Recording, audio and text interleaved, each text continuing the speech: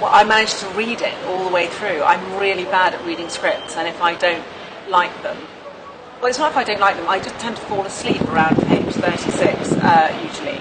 And with this one, I read it straight through and loved it. It was character-driven. I studied the breakdown of the relationship between these colleagues and scientists who've been stuck in this confined space. It's not a sci-fi story. It's an eternal story of human interaction, and I love that.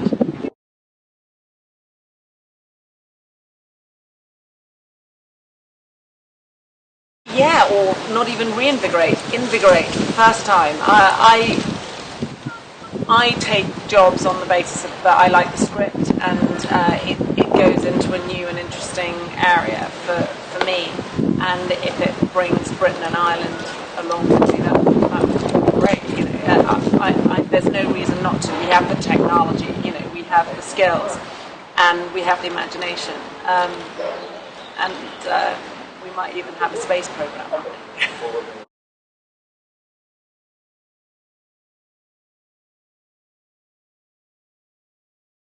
I didn't have a chance to prepare. I was cast very late because another actress who I greatly admire, sadly, fell ill.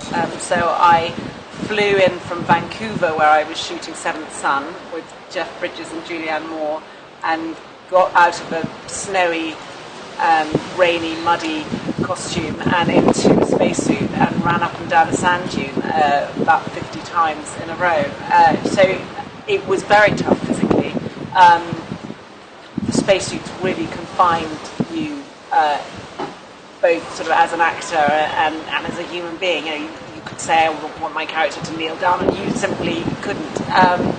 So I think that contributed a great deal to the sense of sort of panic and frustration that the characters felt.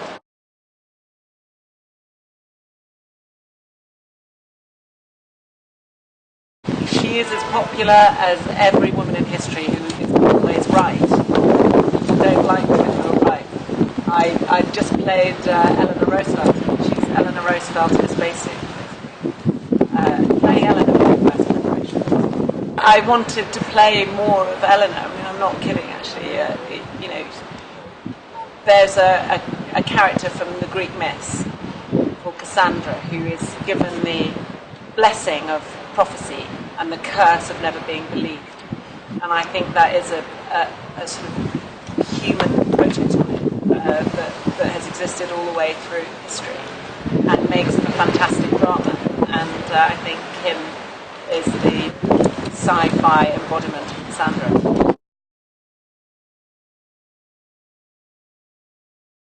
There was an astonishing day which doesn't really make it onto the screen because it was a dust storm, so all you really see is the dust. But we were on the most beautiful plain with the extraordinary rock formations around in Jordan, and some of the stills from that day are the most extraordinary things I've ever seen in sort of through a lens. And the landscape that Robbie Ryan managed to shoot. Robbie Ryan is an extraordinary EP because he's almost one of the actors. He was in there with us, fighting in the dust and on the ground, and in the spaceship, having, you know, acid thrown at him, just like the actors